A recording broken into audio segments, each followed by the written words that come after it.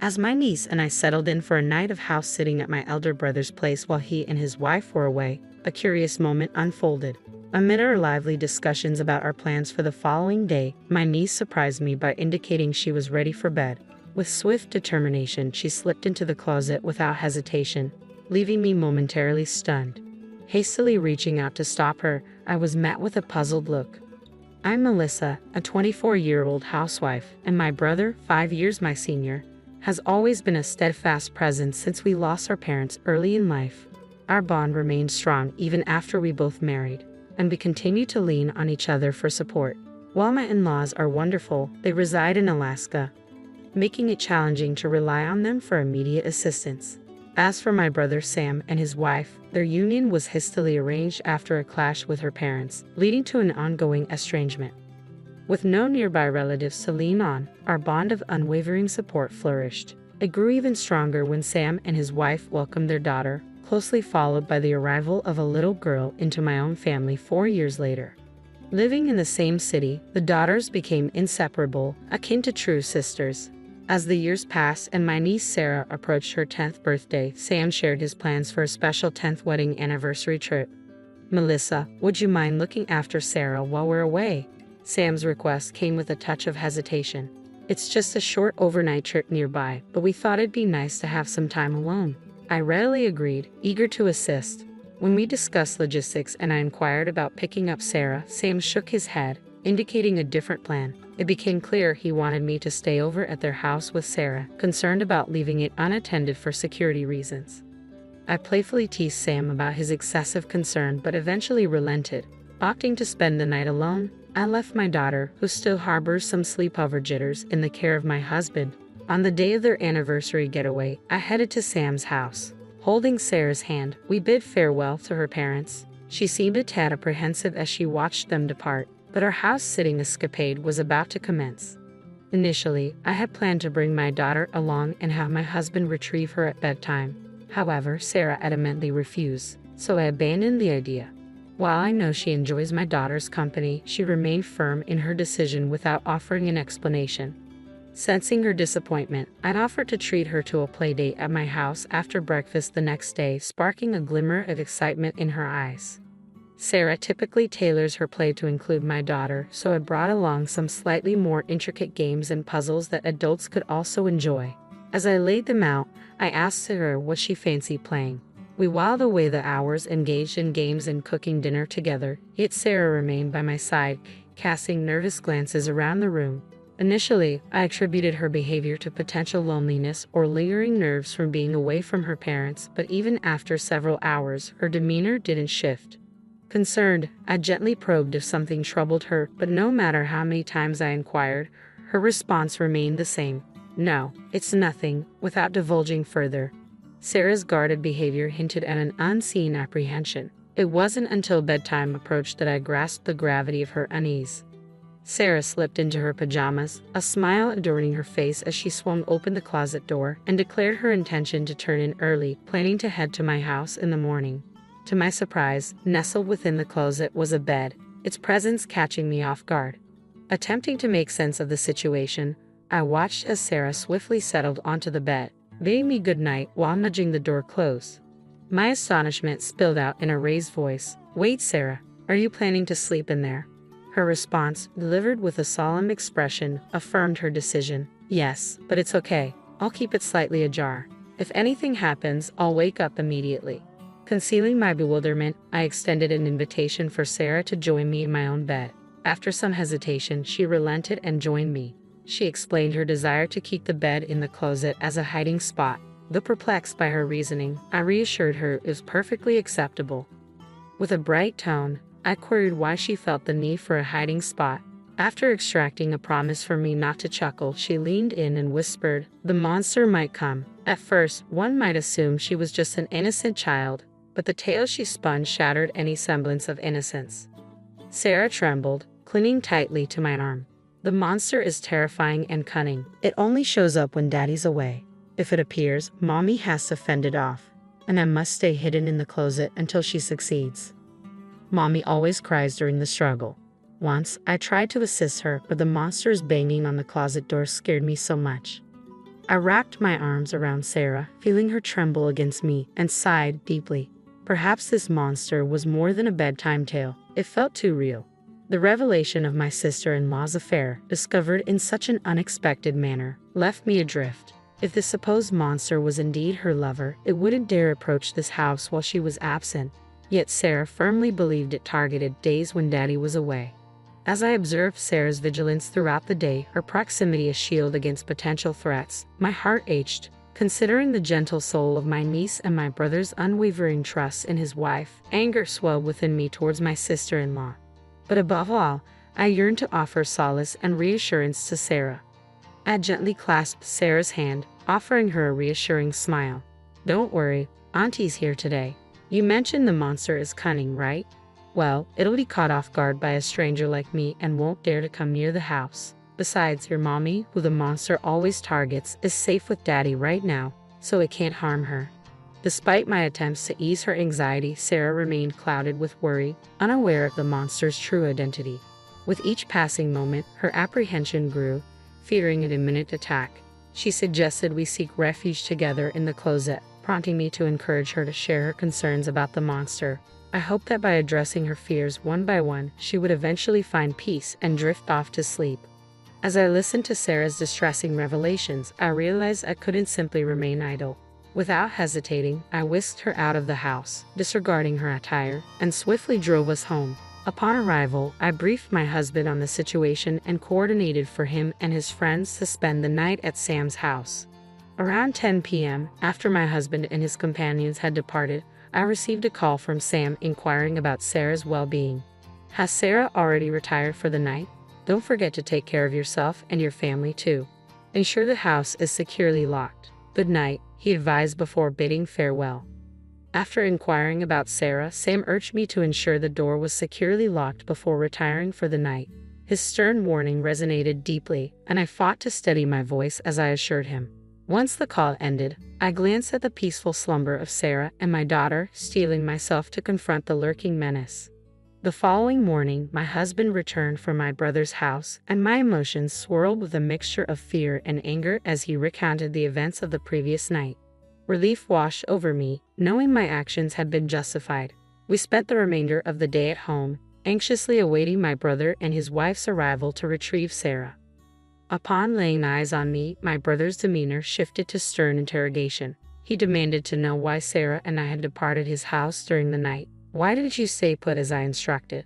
I explicitly warned you not to leave. You claim to understand, so what possessed you to return home on your own?" His accusations left me feeling uneasy, prompting me to question how, while on a trip, he was aware of our absence.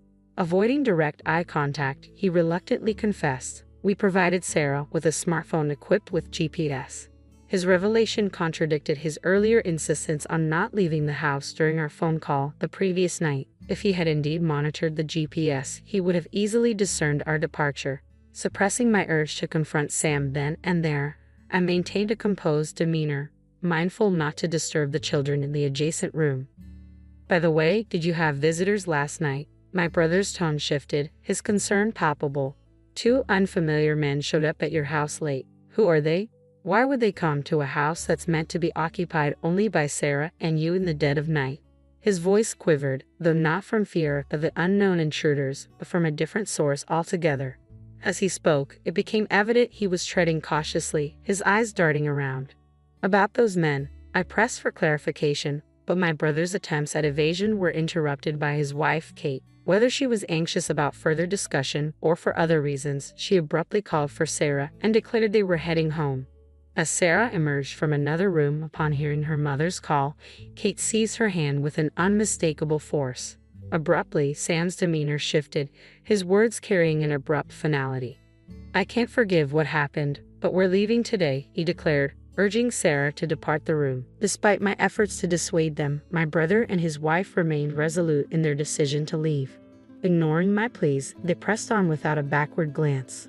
Witnessing Sarah's resistance to her parents' departure, I swiftly drew her close. "What's going on?" Kate's startled cry echoed as she released Sarah's hand, but I shielded the child behind me, creating a barrier between us and the departing couple. Amidst their hostile tirade, my husband and I stood firm, adamantly refusing to surrender Sarah.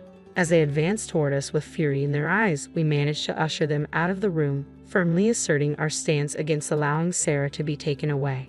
Swiftly, a waiting police officer intervened, promptly detaining the agitated couple. Confusion reigned as the officers attempted to contact my brother and his wife. Sam vehemently insisted to the officer that it was we who should be detained, alleging that we had taken Sarah from her home and were holding her against her will. My sister and her husband have abducted her from her rightful place. Please rescue her swiftly, he implored, despite our protests. Our daughter, emerging from the chaos, sought refuge behind me, engaging Sarah in a bewildered conversation, affirming she was not being held against her will. Sam's stern demand for Sarah to accompany him fell on deaf ears as she clung to my side, paralyzed by her father's towering anger. Kate remained silent beside the officer, casting furtive glances at Sam, hinting at an unspoken message intended for him and Sarah. As the officer restrained Sam, who was causing a scene at the entrance, my husband intervened, holding his smartphone aloft. Sensing the tension, I ushered Sarah and our daughter back into the adjacent room, urging them to close the door to muffle any sounds. With their safety ensured, my husband silently played a video he had recorded in my brother's house the previous night. As the footage unfolded before their eyes, a ghostly pallor washed over the couple's faces, betraying the shock of realization.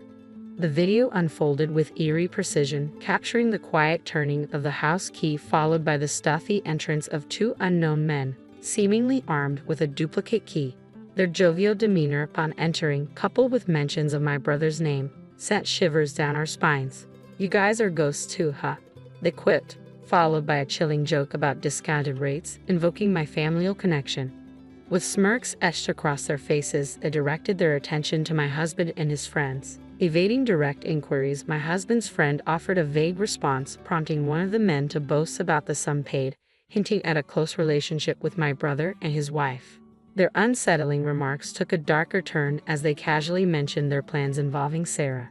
As the camera caught a glimpse of their profile, a sinister aura emanated, rendering them more villainous than any mere monster. From my vantage point, the screen remained obscured, but the chilling audio alone sent shivers down my spine. Following the playback, my husband's friends wasted no time interrogating the intruders, probing into their frequent visits and habitual pairings. Their inquiries soon turned to Sarah and me, a sense of urgency tainting their tone. My husband's terse admission of our absence seemed to jolt the intruders into reality, realizing the gravity of their situation. With mounting tension, the men made a hasty exit, their hurried departure leaving lingering questions in their wake. Whether they had overlooked my husband's recording until the last moment or deliberately concealed its existence remained unclear. My brother, appearing visibly shaken, vehemently protested his ignorance, clinging to the belief that he was being framed. However, the damning evidence presented in the video, entrusted to me and young Sarah by my brother, shattered any lingering doubts. His feigned ignorance failed to sway anyone, leading to his apprehension by the authorities. Kate, though feigning innocence, found herself under scrutiny as well, her involvement questioned by the officers who had heard Sarah's testimony. Consequently, both Sam and Kate were escorted into custody, their roles in the unfolding drama under intense scrutiny. During the police investigation, Sam and Kate eventually came clean, leading to their arrest. Shockingly, Kate had been orchestrating a lucrative scheme, inviting men to their home while Sam was away at work and profiting from their visits. When she realized there was a demand for children, she exploited Sarah, carefully skirting the law to assist her mother, who was under pressure from unsavory individuals. Innocent Sarah, unaware of the sinister motives, innocently posed for photos which Kate used to entice potential clients. These were innocent snapshots, devoid of any suggestive content, captured with a disposable camera and only lent out to interested parties, never sold.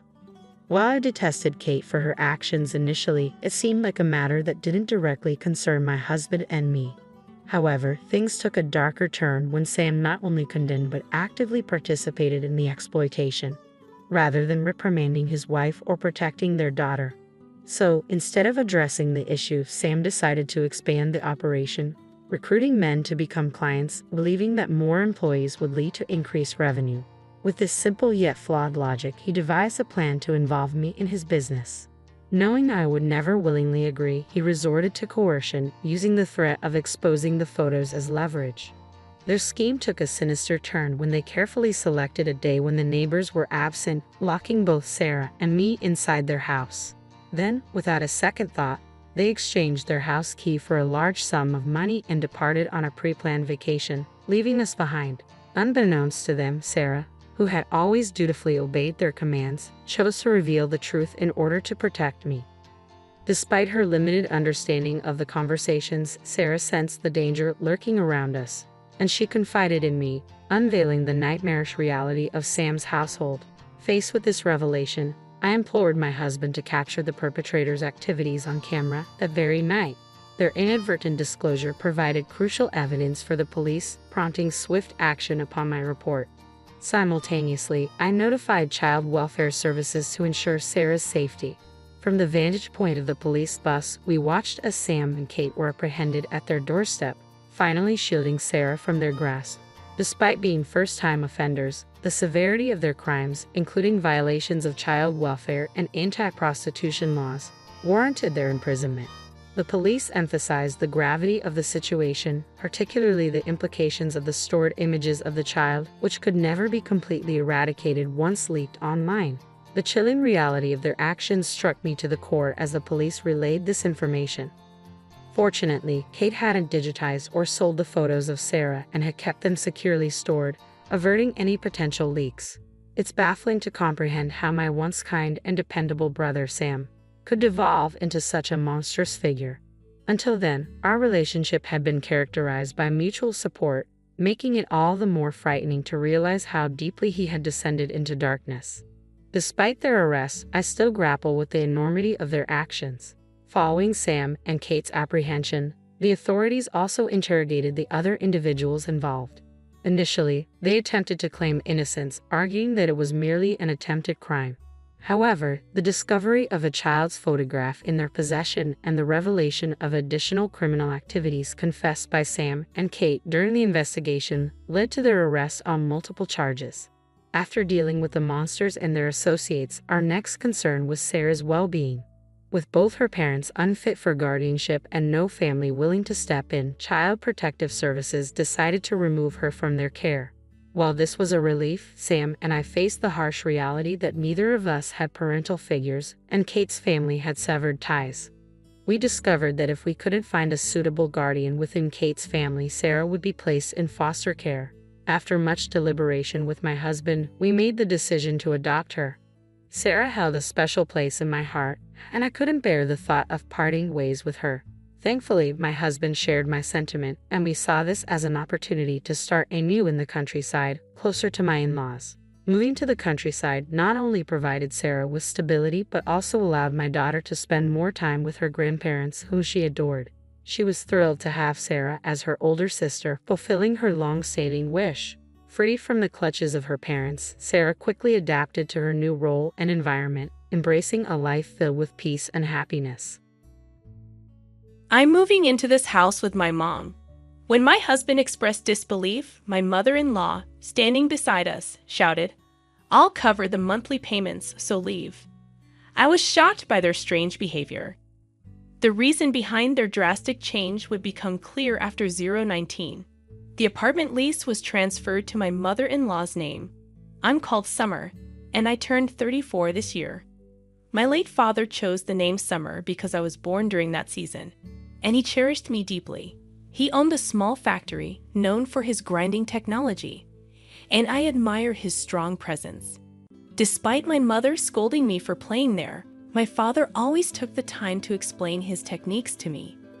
My father's factory faced trouble when the bank tightened loans, resulting in mounting debts despite his excellent skills. The bank considered the old factory not worthy of a loan. Eventually, due to the increasing debts, my father took his own life in the factory. Left with me in elementary school when mother fled the town, and we started living quietly elsewhere. My mother also passed away during my high school years due to the years of hardship, leaving me resentful of the world. However, what kept me going and prevented me from losing hope was the strong desire to showcase my father's skills to the world.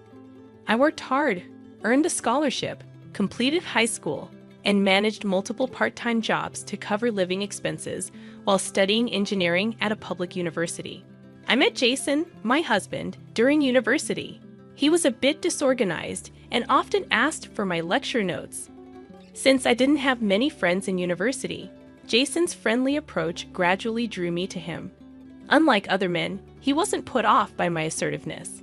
He deeply respected me, saying, "Summer, you're amazing." It gave me a warm feeling, reminiscent of when my father praised me. After graduating from university, Jason secured a job at a small to medium-sized enterprise, while I joined a large corporation. We moved in together right after graduation. Jason took the initiative in household chores, which was a huge help as I was busy with work. 6 years later, at the age of 28, armed with skills and connections, I embarked on realizing my dream of reviving my father's small factory. Jason, always supportive, cheered, "Finally, your dream is coming true." Although marriage had been a topic over those 6 years, I insisted on waiting until my dream materialized, and he patiently waited. To kickstart the project, I raised funds through crowdfunding, leveraging my identity as a female engineer.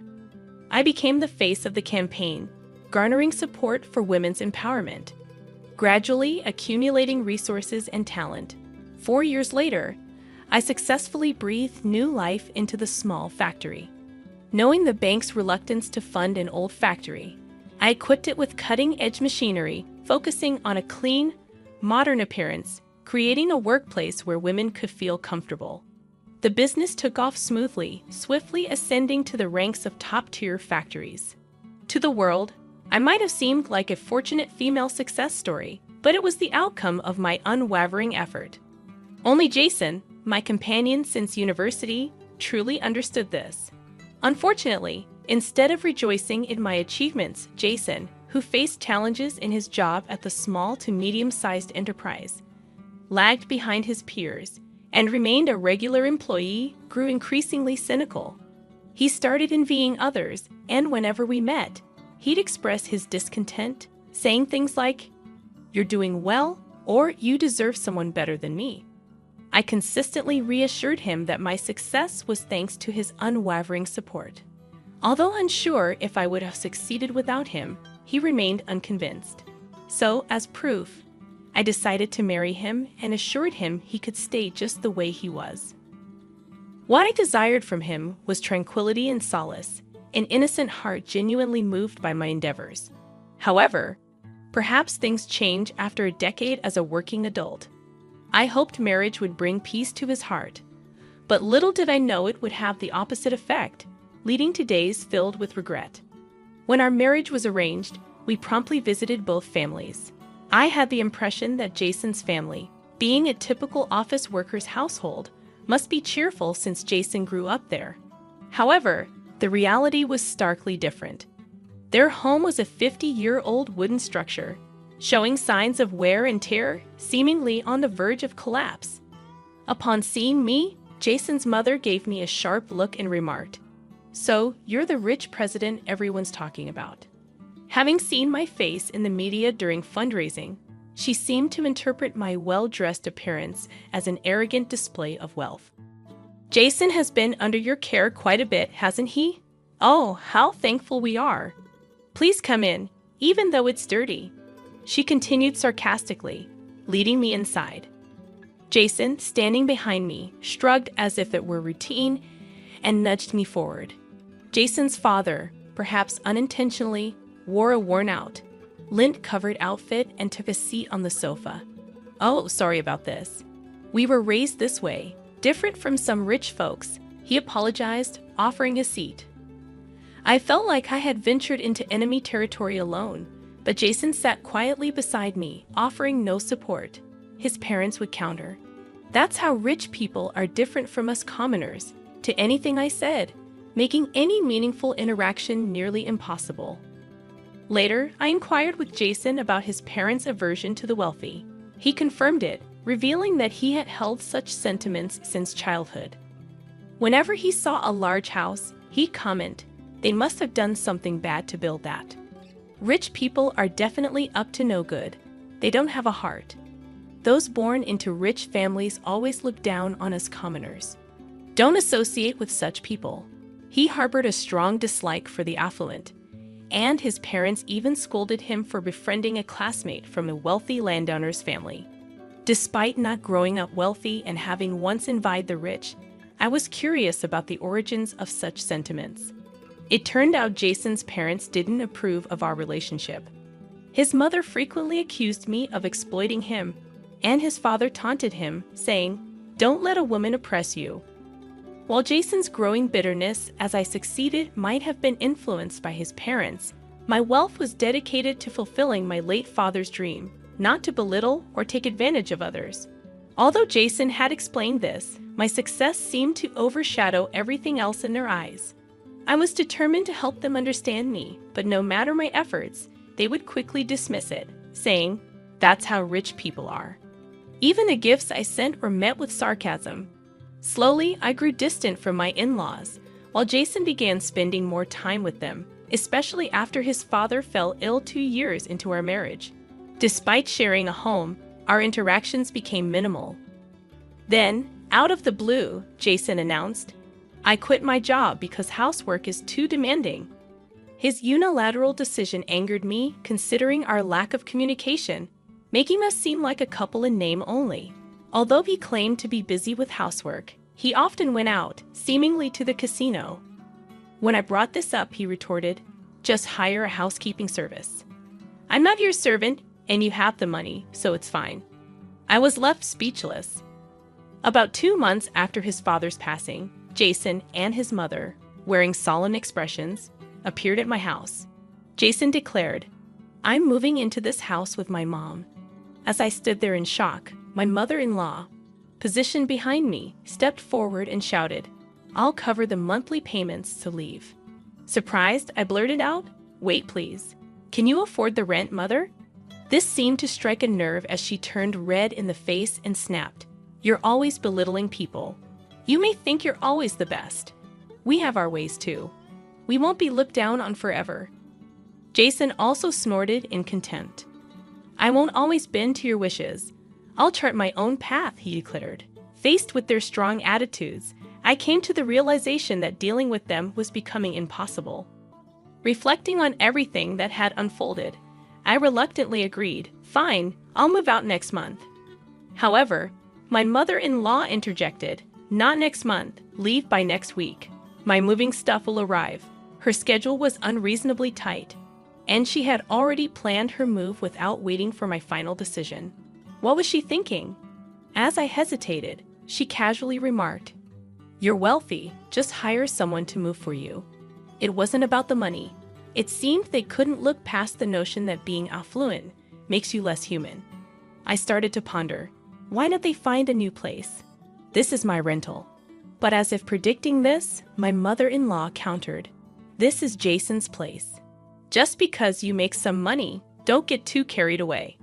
It was evident she disliked that I earned more than Jason. Glancing at Jason once more, I saw a man so different from when we first met, his face contorted and unappealing. His appearance became repugnant, and I questioned why I had married him in the first place. In that moment, a strong desire to leave and not share the same air with them overcame me. This, I thought to myself, is the moment one decides on a divorce. Turning away from them, I calmly stated, "Fine, I'll move out this weekend. We'll handle the paperwork." At that, they exchanged triumphant glances, almost reveling in the feeling of defeating a longtime adversary. It felt strangely liberating. Swiftly, I searched for a new apartment and a moving company, sorting out all the necessary paperwork. Despite being occupied with business trips, I managed it all. Upon returning home to find Jason asleep and treating me as if I were invisible over the weekend, he emotionlessly signed the divorce papers, and my former mother-in-law signed the lease agreement with the real estate agent. I wondered if she even considered the $6,000 rent. So I left the luxury condo, moving out solo. Naturally, I opted for a high-security apartment, a one-room space sufficient for one person. Considering it an opportunity, I let go of many possessions, feeling a sense of renewal. Having the freedom to decorate as I pleased was a pleasant change. I immersed myself in interior decorating for my new apartment, or more accurately, I had to immerse myself to avoid going insane. Never did I imagine that my long-standing relationship with Jason would conclude in this manner. We used to be each other's support during our financially challenging college days.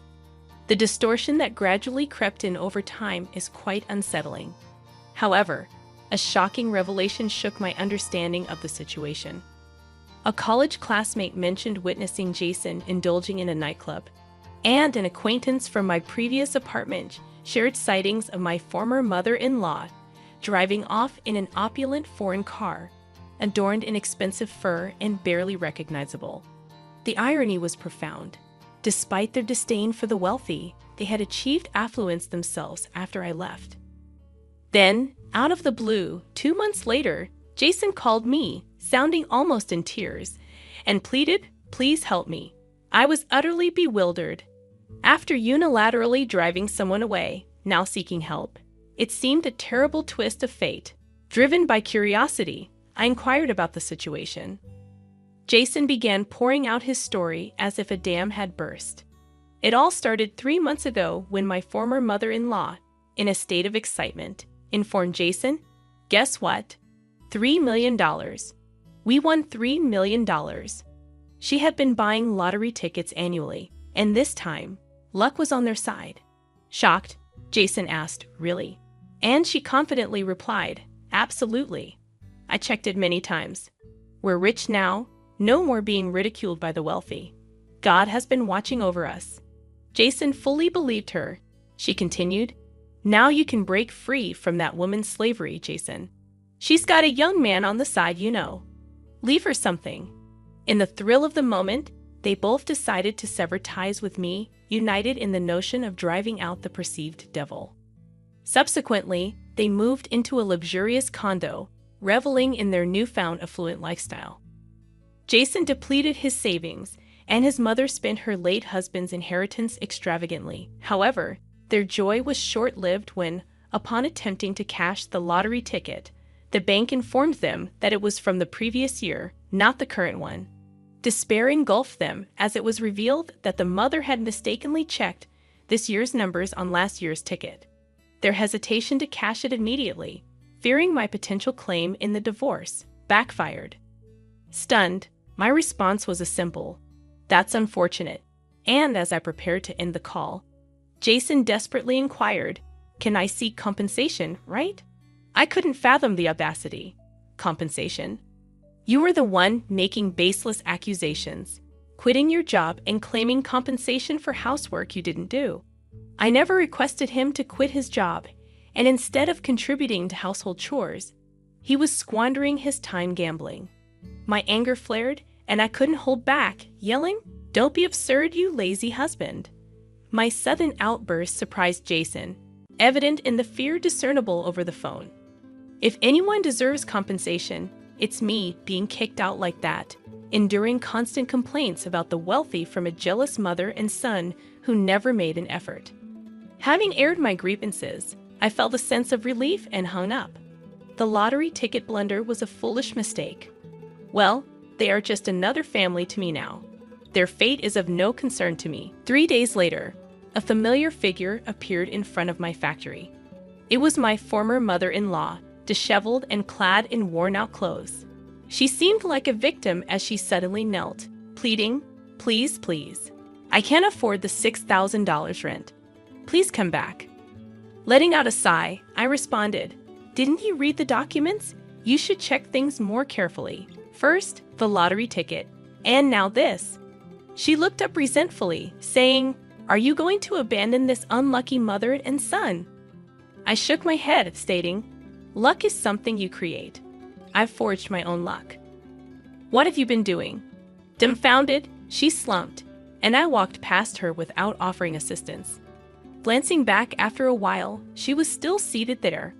I didn't look back again and continued on my way.